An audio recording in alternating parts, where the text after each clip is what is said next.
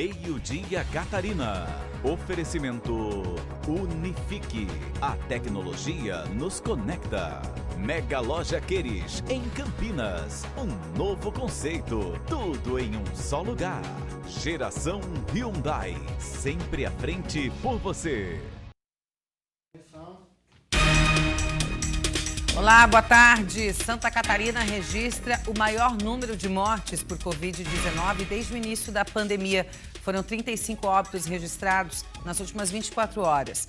Municípios do sul do estado aumentam as medidas restritivas para tentar conter o avanço do coronavírus pela região.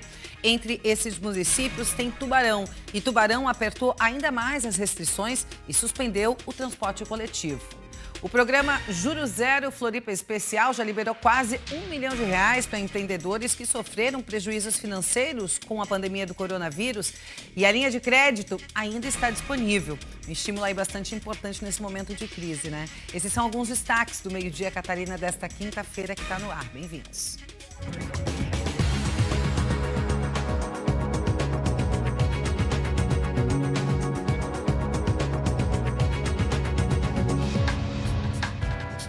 A gente começa atualizando os casos do coronavírus em Santa Catarina. De ontem para hoje foram acrescentados 1.926 casos em 24 horas, 35 óbitos também. O número de mortes foi o maior desde o início da pandemia. Atualmente, o estado registra 47.976 pacientes que testaram positivo para a Covid-19. Deste número, 38.549 já se recuperaram da doença, estão bem. E agora, 8.858 estão em acompanhamento, ainda fazendo o tratamento da Covid-19. O coronavírus causou 569 mortes no estado. Entre os óbitos mais recentes estão 24 homens com idade entre 44 e 93 anos e 11 mulheres com idade entre 50 e 89 anos. Além disso, o governo divulgou que o estado tem 7 regiões em estágio de considerado gravíssimo da doença. São elas Carbonífera, Foz do Rio, Itajaí, Grande Florianópolis, Laguna, Médio Vale do Itajaí, também Nordeste, Xanxerê, e na semana passada eram apenas 3 cidades nessa situação.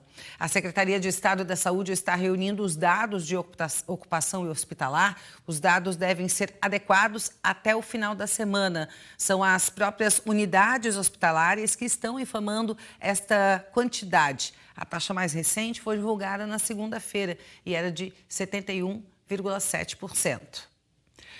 A Prefeitura de Tubarão havia anunciado que faria um lockdown a partir de hoje na cidade para tentar frear o avanço do coronavírus. Mas ontem várias reuniões aconteceram com prefeitos, inclusive 18 prefeitos de municípios do sul do estado. E aí o que ficou definido é que a medida adotada a partir de agora seria o endurecimento da quarentena por pelo menos 9 dias e não exatamente o lockdown. Eu vou conversar agora com o repórter João Paulo Cardoso, que tem mais informações para a gente. Inclusive ele vai falar para a gente que em relação a esses municípios aí, por serem muito próximos, é fundamental que essas decisões sejam tomadas em conjunto, né, João? Porque não adianta fechar um lugar e abrir o outro. Boa tarde. Boa tarde, Karen. Boa tarde a todos. Realmente, a importância dessa decisão, desse decreto ser definido em conjunto. Justamente porque, se Tubarão adotar o lockdown e as cidades, os municípios vizinhos não, esse cidadão que mora em Tubarão acaba migrando para utilizar os serviços nos outros municípios vizinhos. Assim como aconteceu também em Florianópolis. O prefeito Jean Loureiro tentou fechar alguns serviços, porém estes serviços ficaram abertos nos outros municípios vizinhos, como Biguaçu, Palhoça, e o cidadão acabou migrando para lá. Karen, conforme recomendação, nesta quarta-feira, são 4 medidas que a AMUREL, a Associação dos Municípios de Laguna, eles adotaram algumas medidas. São 4. São elas: adoção da quarentena no período de 17 de julho a 24 de julho em toda a região, que deverá ser reavaliada em reunião técnica após divulgação de novas informações sobre o sistema de saúde.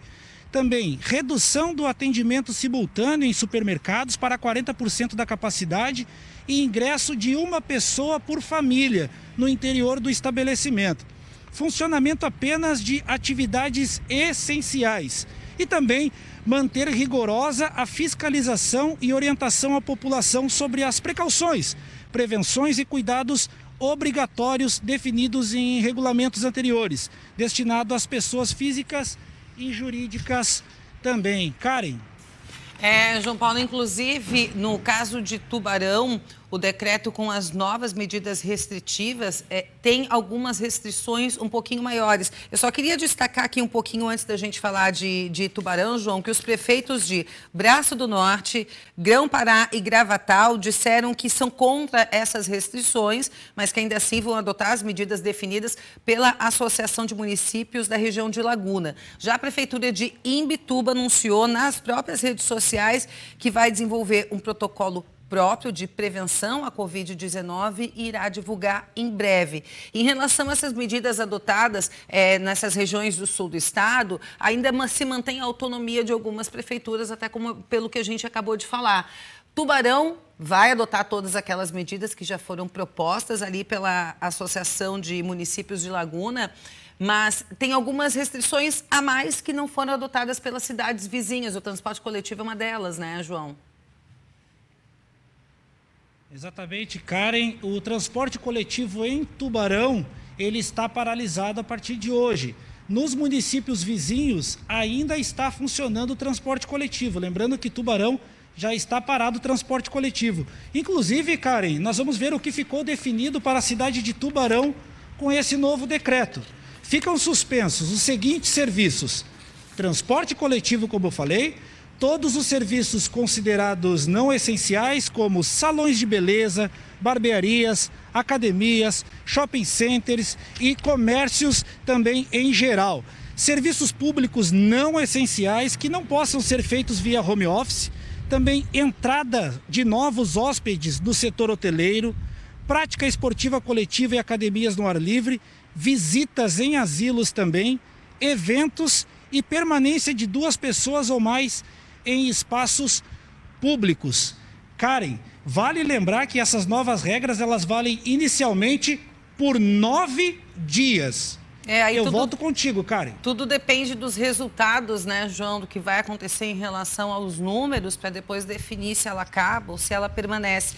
Um outro assunto agora que eu sei que tu vai trazer para a gente, João, é em relação à vacinação da H1N1 em Santa Catarina, principalmente para o pessoal do grupo de risco. A gente tinha uma meta aí de 90%, mas a gente parece que não atingiu a meta. E só vale destacar que a vacina da H1N1, ela não previne contra o coronavírus.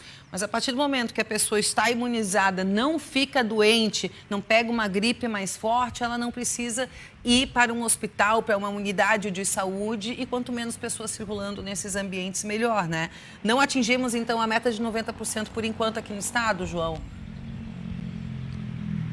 É isso mesmo, Karen, e é preocupante. Somente 74% da meta foi atingida, principalmente para aquelas pessoas prioritárias do grupo de risco.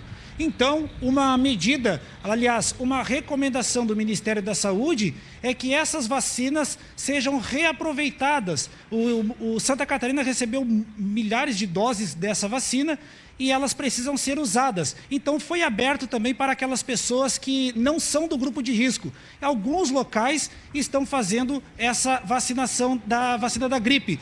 Karen, lembrando que essa medida não é só em postos de saúde. Alguns locais, como na UFSC, em Florianópolis, foi aberto para que haja essa vacinação. Veja na reportagem. De acordo com a Vigilância Epidemiológica Estadual, cerca de 2.700.000 pessoas da população que fazem parte do grupo de risco já deveriam ter tomado a dose da vacina contra a gripe até o final da campanha. Destes, somente 2 milhões foram imunizadas, correspondendo apenas 74,65% da cobertura vacinal. A meta era de pelo menos 90%. Conforme recomendado pelo Ministério da Saúde, as vacinas continuam disponíveis, prioritariamente para as pessoas que fazem parte do grupo de risco. Já as que não fazem parte do grupo, mas desejam tomar a dose, podem procurar postos de vacinação como este. A ação está acontecendo em pontos centralizados, como, por exemplo, no Centro de Eventos da Universidade Federal de Santa Catarina.